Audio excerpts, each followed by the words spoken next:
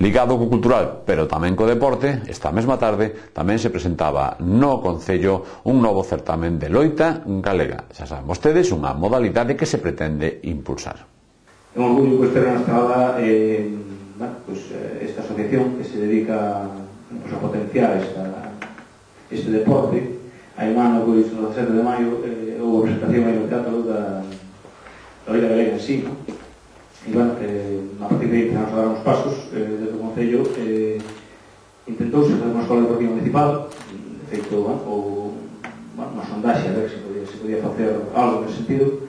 Non houve sorte, pero contando eso sempre, con apoio de... Isto, pois vamos a ver, isto empezamos un grupo sobre o 86, 1986. Empezamos un grupo, pois, bueno, surdiu a idea, pois, de comentarios de xente maior, que eu fui particularmente a través do meu pai e un veciño dele, que era un bon loitador que figura aí, Manuel Núñez.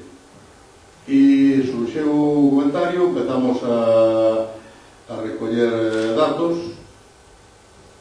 O traballo foi durísimo, porque, bueno, dificilísimo, porque, claro, falar da loita galega, a maioría da xente, pois,